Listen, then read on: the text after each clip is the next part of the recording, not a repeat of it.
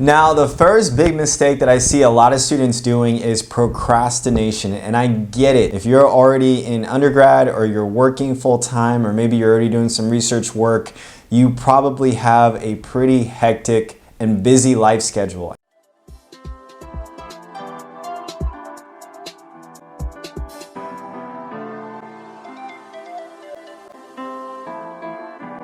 What is up, fam? Welcome back to the channel. My name is Phil Sarpon. This is Phil's Guide to PsyD. This channel is dedicated to all things psychology, wellness, and graduate school. Today, we're going to be talking about some of the pitfalls to not fall into in terms of your graduate school application and clinical psychology program. So this could be to PhD programs, PsyD programs, counseling psychology programs, you name it. There are so many different mistakes that students will do in terms of their application process.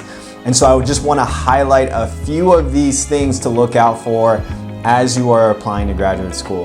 If you have not already, please subscribe to the channel and hit the bell for notifications in case you want to be alerted in terms of future videos that we do. Now, the first big mistake that I see a lot of students doing is procrastination, and I get it. If you're already in undergrad or you're working full-time or maybe you're already doing some research work, you probably have a pretty hectic and busy life schedule. And honestly, going through the application process can feel like a part-time job on top of all of the things that you are already doing right now. Now, applying early is incredibly important. And part of the reason is that for me, in my own story, I went through a situation where I was able to apply pretty early or decently early, but there was something in my application process that I missed, that basically my application process wasn't quite complete. In my mind, I actually thought that I had submitted everything that I had to submit, but there was one thing that I was missing. And if I had applied late or close to the deadline, I would not have been able to turn in all of the things that I had to turn in for that specific program.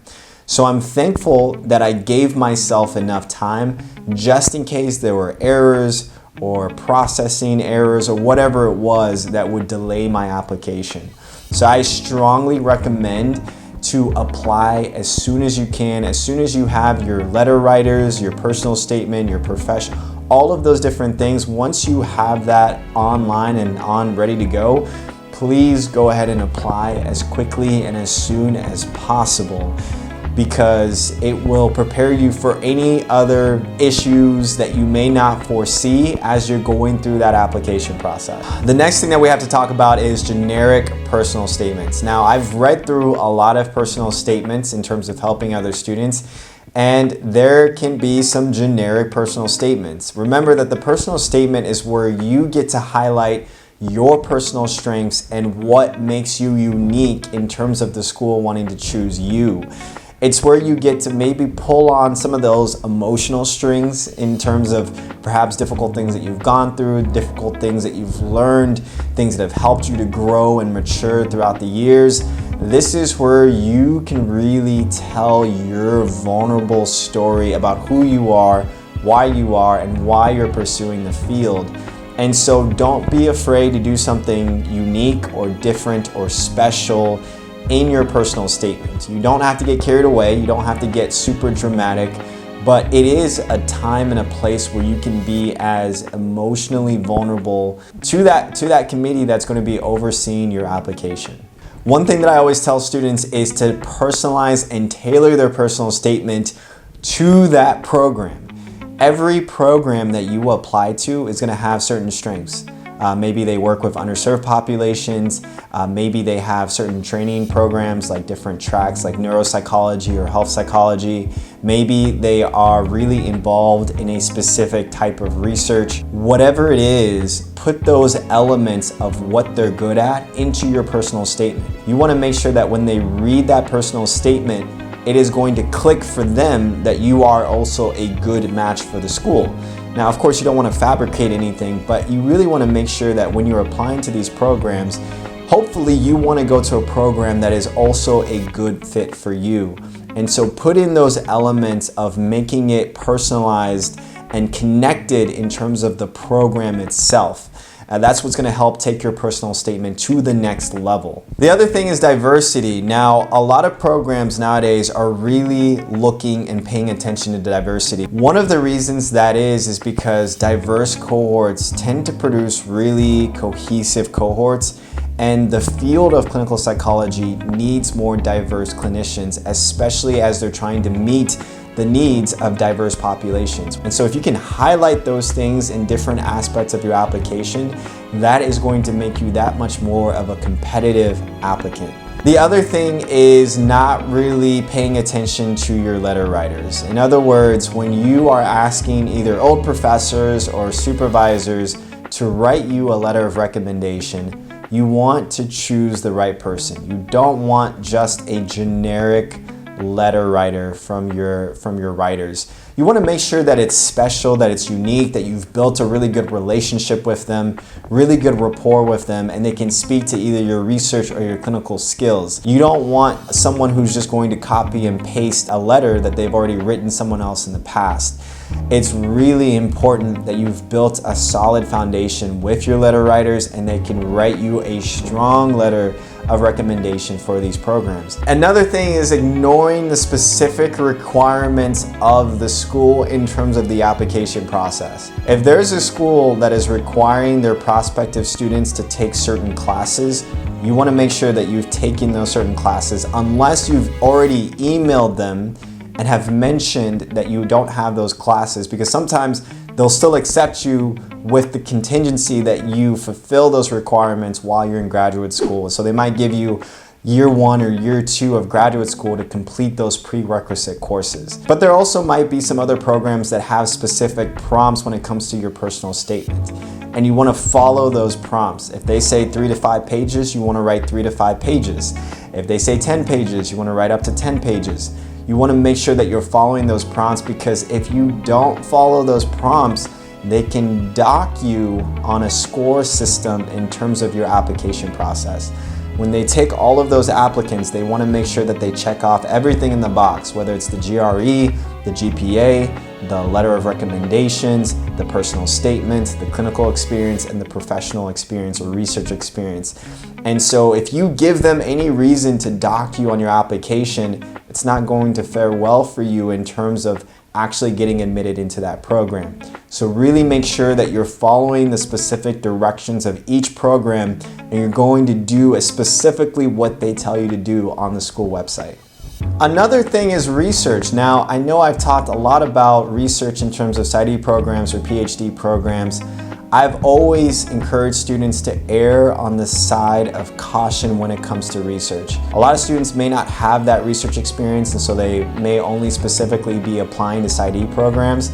But I think if you want to give yourself the best chance of acceptance, you should definitely apply to some PhD programs as well. And in order to do that, you are going to need some research experience. And so if you're in high school or in college, get that research experience as early as possible, because it's only going to make your life that much easier when you start to apply for clinical psychology programs. Now, here's the thing. There are plenty of PsyD programs that don't care or emphasize research as much as those PhD programs. But here's the thing, if you do have that research experience, it does make you a unique applicant, because there might be a lot of other applicants that don't have that research experience. And so even if they don't care about research, but you have research, it does actually make you that much more of a competitive applicant, right? So it may not be absolutely necessary, but if you're looking for the best chance of acceptance, I would encourage you to look into research and getting that research experience and putting that into your CV or talking about that into your personal statement, interweaving it as part of your story to communicate to the committee that you are prime and ready to be a graduate student that has some of this additional research experience as well. The last thing is proofread, proofread, proofread. Proofread your CV and your resume, proofread your personal statement, proofread all of the different application materials that you are going to submit to the school.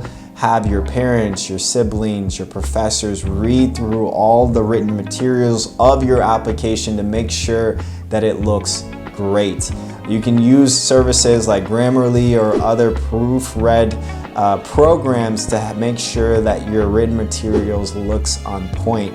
but I would strongly encourage you to proofread. Again, I don't know if they're gonna dock you on a misspelled word or something like that, but you don't want to give them any ammunition or any reason to not consider you for their program just because of a silly error that you made, when all you had to do was just spend a little bit more time and attention making sure that your application materials was on point, right? So that is definitely something to consider. And the last bonus tip that I have for all of you is, in all of your written materials, whether it's your personal statement, whether it's your CV and your resume, whether it's your letter writers, make sure that each piece of application materials that you're going to be turning in interweaves who you are as a person, as an individual. And what I mean by that is that when they read through your application materials, it should tell a coherent story about who this person is. They haven't met you yet in person, right? They're going through your application materials in order to figure out whether or not they like you enough on paper to want to meet you in person. It's going to be really valuable. And the most important thing is that making sure that it's cohesive, that it's consistent. I'll give you an example. If I am a prospective student looking to become a pediatric psychologist, I am definitely going to talk about that in my personal statement. I might talk about experiences that I've had with children, maybe as a teacher or as a case manager working with children. So those elements of what I really care about is going to be in the personal statement. And then in the CV, I'm going to give the committee examples of working with children. Maybe I was a behavior technician, maybe I worked with ABA, but I'm going to show them professional experiences of working with children, clinical experiences working with children, as well as making sure that they have those bits and pieces of working with children in my CV and in my resume. And then for my letter writers, I might go to a pediatric psychologist. I might go to a case manager or supervisor. I might go to the people who have seen me interact with children so that they can also voice their perspective of how good I am with children on their letter, right? And then at the end of the whole thing, maybe in the personal statement, I look at the program that I'm applying to and I see that they have a pediatric psychology track.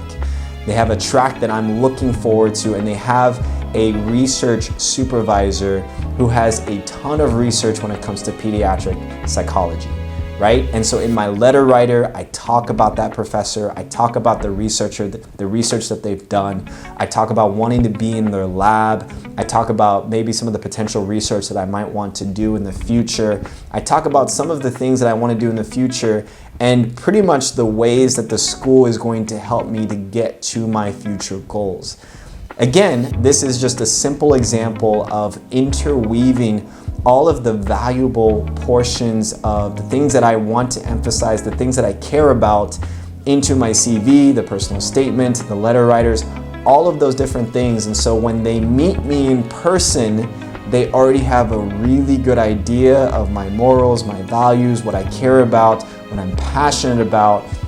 And so when I go into the interviews, when I talk about those things, they will come very natural for me because of what I've interwoven in my application materials.